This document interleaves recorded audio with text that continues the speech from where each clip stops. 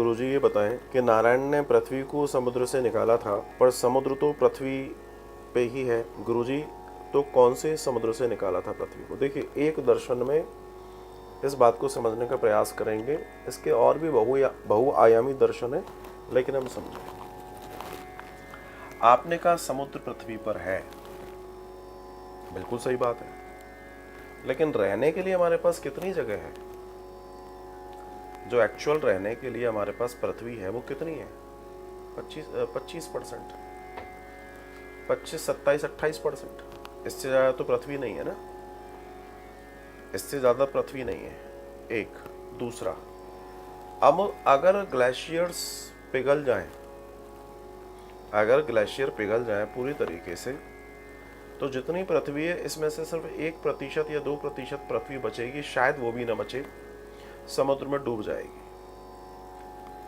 अब अगर मान लीजिए 5 मिनट के लिए विचार करें, पूरी समुद्र में डूब गई, तो क्या रहने के लिए पृथ्वी हुई?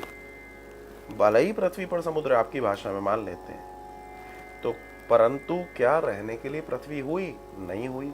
क्यों? इसलिए नहीं हुई क्योंकि वो समुद्र के पानी में है, या पानी में है तो हम कैसे रह पाएंगे?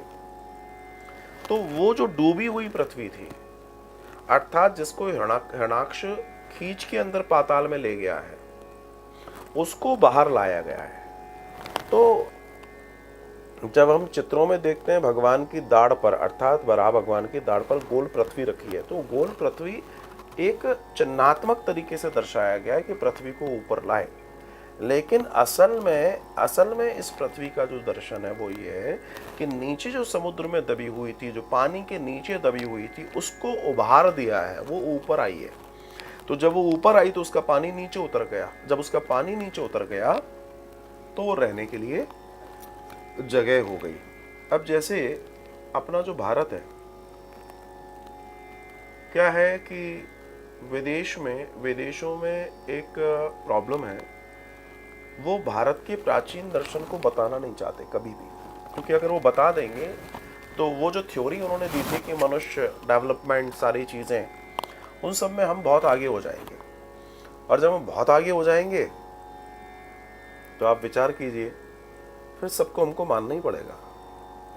तो जो भारत का नक्शा हम देखते हैं, इस भारत के नक्शे से 4 गुना बड़ा भारत, जितना बड़ा भारत है वो नीचे, अर्थात केरल से नीचे के, जैसे आपको श्रीलंका दिखाई देता है ना, इस जगह पर यह भारत और 4 गुना बड़ा फैला हुआ था।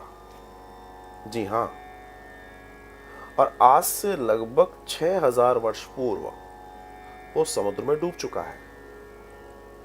बाकायदा बहुत बड़े बड़े महानगर हैं वहां पर, और ये खोज हो चुकी है। और अब बात यह आती है कि वो जब डूबा तो सोचो कितनी सभ्यताएं, कितनी चीजें डूबी होंगी। उसका जो राजा था वो चक्रवर्ती सम्राट कहलाता था जब वहां बैठता था, और हमारे यहाँ चक्रवर्ती सम्राट की संज्ञा दी जाती है। तो दर्शन आया कि जब वो डूब रहा था, तो यहाँ अफ्रीका भी जुड़ा हुआ था उससे, वहाँ ऑस्ट्रेलिया और आदि भी जुड़े हुए थे। अगर हम उसको देखें, अगर आप मैप को देखें तो इधर अरब भी जुड़ रहा था। तो जब वो डूब रहा था, वो एक बड़ा, भारत से 4 गुना बड़ा हिस्सा भारत का नीचे की तरफ से, तो जब वो पानी से गिर रहा था तो कुछ लोग उस तरफ निकल गए, वो अफ्रीका की तरफ निकल गए, कुछ लोग ऑस्ट्रेलिया की तरफ निकल गए, कुछ लोग इस तरफ जॉर्डन और ये सब अरब की तरफ निकल गए, जर्मनी की तरफ निकल गए, क्योंकि वो इतना बड़ा था, उस सब चारों तरफ सीमाएं मिलती थी। तो अगर देखा जाए तो पूरी दुनिया के अंदर सभ्यताएं वहीं से इधर से उधर गईं, लेकिन वो बताना नहीं चाहते इस बात को। तो जब वराह भगवान ने पृथ्वी को ऊपर लाया, और इसको पढ़िए, ये गूगल पे अवेलेबल है, तो जब वराह भगवान का दर्शन आता है तो उन्होंने ये किया कि जो पृथ्वी दबी हुई थी उसको ऊपर उठा दिया, और जैसे ही वो ऊपर उठी उसका पानी नीचे उतरा, हमारे और आपके रहने के लिए जगह बन गई। इसका एक्चुअल दर्शन ये है, इसे समझिए।